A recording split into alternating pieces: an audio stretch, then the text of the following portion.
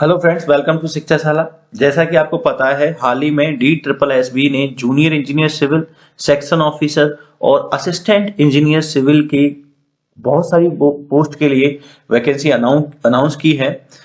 आपको जैसा यहाँ टाइटल में दिखाई दे रहा है कि शिक्षा सलाह आपके लिए प्रीवियस पेपर्स यानी कि प्रीवियस ईयर में हुए जितने भी पेपर्स हैं उनके सॉल्यूशन लेके आए हैं।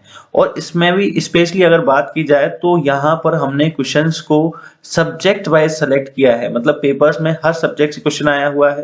जैसे आप बोल सकते हैं सर्वे से है, एनवायरमेंट से है, हाईवे से है। तो इस तरह से हमने पर्टिकुलर एक सब्जेक्ट के क्वेश्चन को क्लब करके इस वीडियो में अरेंज किया है, और जिससे कि आपको आइडिया लगे किस तरह के क्वेश्चन आपसे एग्जाम में पूछा जाएगा। ठीक है, जैसा आपको पता है कि कठोर परिश्रम कभी विफल नहीं होता। मैं आपको एक बात बताना चाह रहा हूं कि कठोर परिश्रम कभी विफल नहीं होता है। तो आपकी जर्नी में शिक्षाशाला आपका पूरा साथ देता रहेगा। बस आप इस जर्नी में कठोर परिश्रम करते रहिए, हार्ड वर्क करते रहिए, और फाइनली ये मेरा दावा है कि आपको सिलेक्शन जरूर मिलेगा, आपको अचीवमेंट जरूर मिलेगी। तो चलिए इस वीडियो में सबसे पहले ये डिस्कस करते हैं कि ये जो पेपर आज हम डिस्कस करने वाले कब कंडक्ट हुआ, इसकी टाइमिंग क्या थी और किस वैकेंसी के लिए था।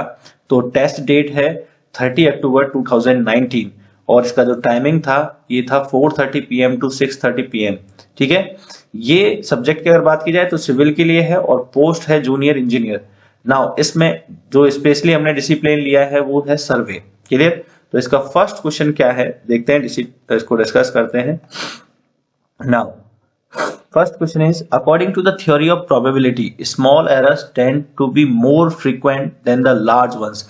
देखिए, इस क्वेश्चन में भी एक क्वेश्चन है जो फ्रीक्वेंटली एग्जाम्स में पूछा जाता है। ये पूछा जाता है कि स्मॉल एरर और लार्ज एरर में से फ्रीक्वेंटली कौन सी अकर होती है। तो पहला क्वेश्चन में से क्वेश्चन निकालना सीखिए, कंसेप्ट थोड़ा सा आपके बिल्ट होते चले जाएंगे। तो एक क्वेश्चन तो यहाँ से मिल गया हमको कि जो स्मॉल एरर्स हैं वो ज्यादातर उनकी जो फ्रीक्वेंसी है वो लार्ज एरर्स के ज्यादा एज कंपेयर टू ज्यादा होती है। दूसरी बात जो इसमें पूछा है, this means they are more probable. तो इसका जो करेक्ट आंसर होगा फर्स्ट वाला हो जाएगा। ठीक है, चलिए next question. 1 square metre is equal to in square inches. Square inches में 1 स्क्वायर मीटर को क्या लिखा जा सकता है? तो ये एक यूनिट कन्वर्जन का क्वेश्चन है, तो जिसका आंसर है 1550। Option A is the correct answer. According to the British unit 1 mile is equal to how many furlongs. तो ये जो 1 माइल का जो कन्वर्जन है, इसको अगर आप फरलॉन्ग में कन्वर्ट करेंगे तो ये होता है 8 फरलॉन्ग। कितना होता है? 8 फरलॉन्ग्स। तो करेक्ट आंसर अपना क्या हो जाएगा यहाँ पर? 8।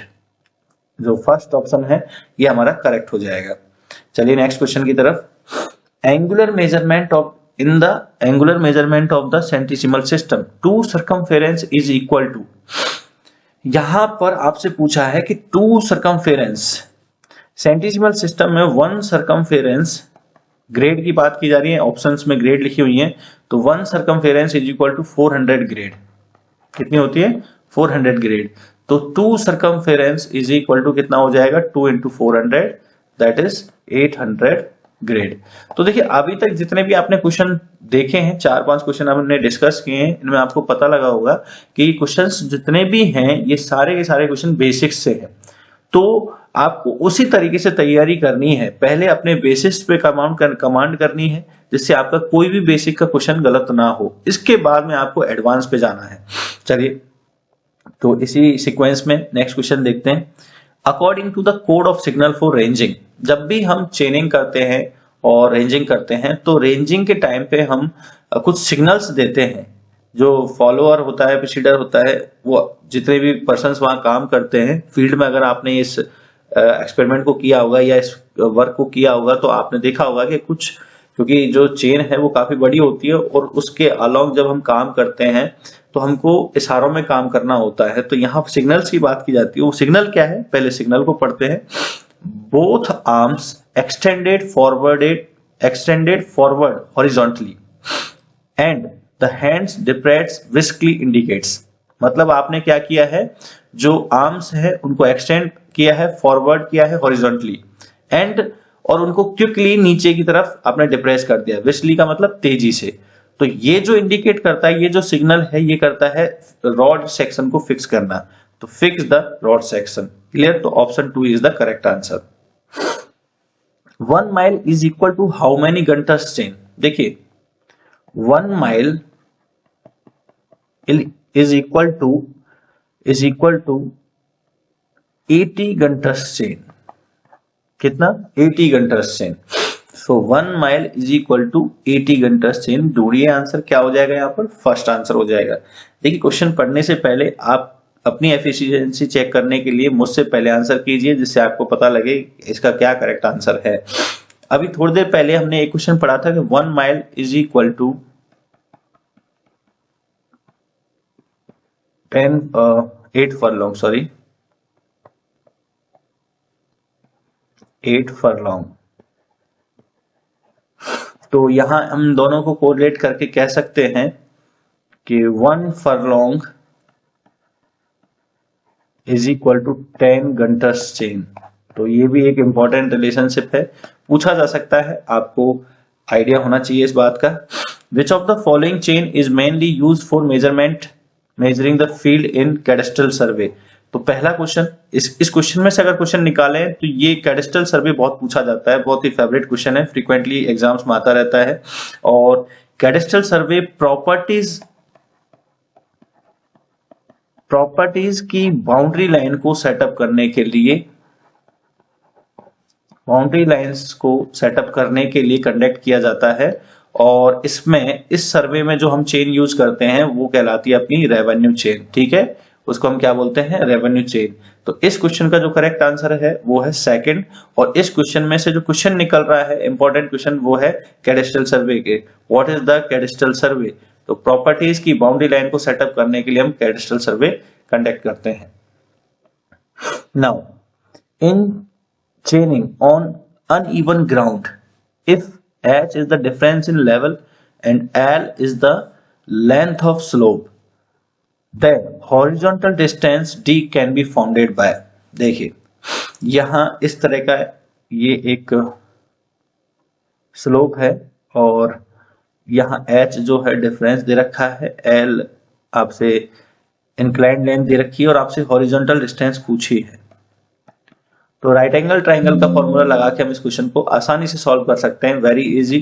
D square is equal to L square minus H square. So D is equal to under root of L square minus H square. So correct answer is first. ठीक है, बहुत ही आसान सा क्वेश्चन है, लेकिन आपको इनके कंसेप्ट के बारे में पता होना चाहिए। तो देखिए बेसिक ऑफ सर्वे या फंडामेंटल ऑफ सर्वे से कई सारे क्वेश्चंस पूछे हैं। अभी तक जितने भी क्वेश्चन पूछे हैं ये बेसिक से पूछे हैं, तो इसलिए आपको बेसिक्स पे बहुत फोकस करना है। An error in which the maximum allowable limit that a measurement में vary from true value is called as permissible value, permissible error. ठीक है ना, ये पूछ रहा है the maximum allowable limit that a measurement में vary from the true value. True value से कितना हम मैक्सिमम डिफरेंस कर सकते हैं, कितना एरर कर सकते हैं, तो ये मेजरमेंट वैल्यू है। तो इनका जो डिफरेंस होता है ट्रू वैल्यू और मेजर्ड वैल्यू का, उसको हम एरर बोलते हैं। और जो मैक्सिमम डिफरेंस होगा that will be permissible error, के इससे ज्यादा हम, या परमिसिबल एरर, इससे ज्यादा हम एरर नहीं कर सकते हैं। So this is the correct answer, third. According to the code of signal for ranging, left arm extended signal indicates. Left arm extended, हमने लेफ्ट आर्म को एक्सटेंड किया है, तो ये सिग्नल क्या इंडिकेट कर रहा है? सो ये सिग्नल जो है, plumb the rod to left, नहीं, continue to move to left. Yes, अगर आप लगातार लेफ्ट साइड की तरफ आर्म को एक्सटेंड करते हो तो ये कहना चाहता है continue to move to the left. ठीक है, तो option B is the correct answer. Now if the whole circle bearing is between 0 to 90 degree, reduced bearing RB is equal to WCB, whole circle bearing minus 180 degree, then the quadrant will be, quadrant क्या हो जाएगा अपना? South west quadrant हो जाएगा। So correct answer is equal to south west, second quadrant. ठीक है, तो अभी तक तो बेसिक क्वेश्चन पूछे हैं। Now which of the following is not a type of meridian? Meridian का कौन सा टाइप नहीं है? ट्रू मेरिडियन होता है, आर्बिट्रेरी होता है, मैग्नेटिक मेरिडियन होता है। इनमें से एंगुलर मेरिडियन कुछ नहीं होता है, तो this is the correct answer. पूछा है कि आपसे इसमें पूछा है कौन सा मेरिडियन का टाइप नहीं है, तो angular meridian is the correct answer. चलिए next question, according to metric unit 10 decimetre is equal to. देखिए अभी आपने क्वेश्चंस देखे होंगे, बेसिक्स पूछे जा रहे हैं, आपसे यूनिट कन्वर्जन पूछा जा रहा है, आपसे इंस्ट्रूमेंट पूछे जा रहे हैं। तो यहां पर जो क्वेश्चन पूछा है कि 10 decimetre is equal to 1 metre होता है। क्या होता है? 1 मीटर। अब ये डायरेक्ट है, इनमें कोई कंसेप्ट नहीं है, आपको ये यूनिट कन्वर्जन आना चाहिए कि भाई 10 डेसीमीटर का मतलब क्या होता है। तो 10 decimetre is equal to 1 metre. Now according to the standard of weights and measurements act India, ठीक है ना, weights and measurements act India 1956। तो एक तो आपको ये पता लग गया, weights and measurement act India कब आया है? 1956।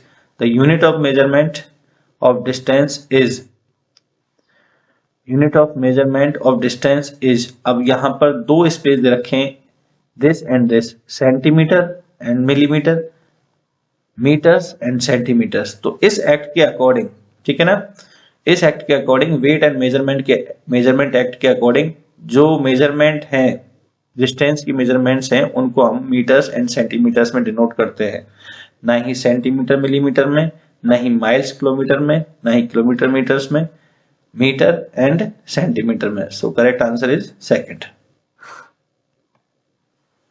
इन चेनिंग ऑन अनइवन और sloping ground the direct method is also called as. देखिए जब भी हम किसी स्लोपी ग्राउंड पे मेजरमेंट लेते हैं, चेनिंग करते हैं, तो हम इस तरह से चेनिंग करते हैं।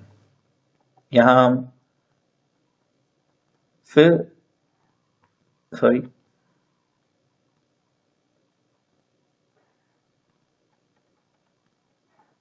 इस तरह से हमारी चेनिंग होती है, ठीक है। तो इस मेथड को हम बोलते हैं स्टेपिंग मेथड। इसको हम क्या बोलते हैं? Stepping method.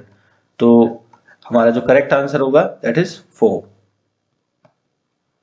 चलिए next question, earth polar axis is shorter than equatorial axis. इस क्वेश्चन में से पहला क्वेश्चन तो क्या निकल के आए कि जो पोलर एक्सिस है हमारी, polar axis is shorter than equatorial axis. Polar axis से हमारी जो पोलर एक्सिस है वो इक्वेटोरियल एक्सिस से छोटी है, और इनका जो डिफरेंस है दैट इज 42.95 किलोमीटर। तो ये अर्थ की ज्योमेट्री से रिलेटेड क्वेश्चन पूछा है, जिसका मतलब आपको पोलर एक्सिस और इक्वेटोरियल एक्सिस याद होनी चाहिए, इनमें क्या रिलेशन होता है। तो polar axis is less than equatorial axis, और कितना डिफरेंस होता है? तो 42.95 किलोमीटर का डिफरेंस होता है। चलिए next question, which of the following is not type of scale.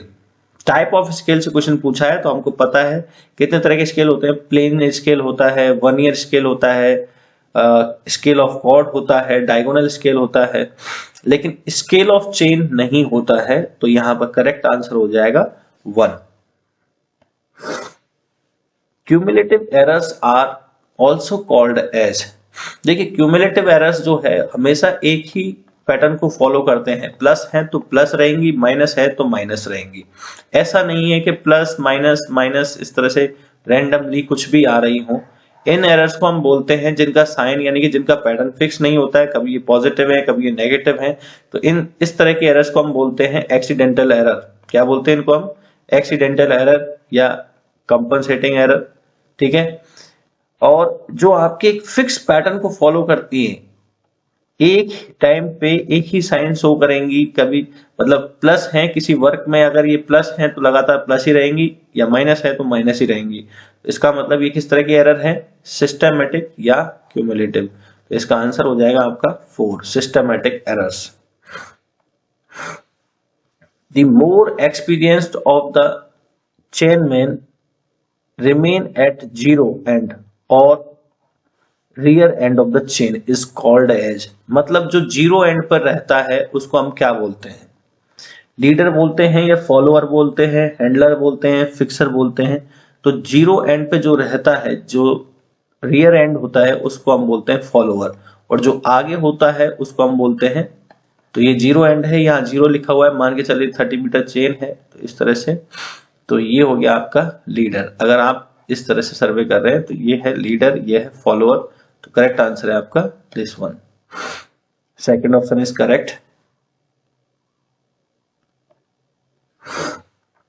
If L is the measured length of line and C is correction per tape length, L is the designated length of tape, then correction for absolute length CA of tape is called by।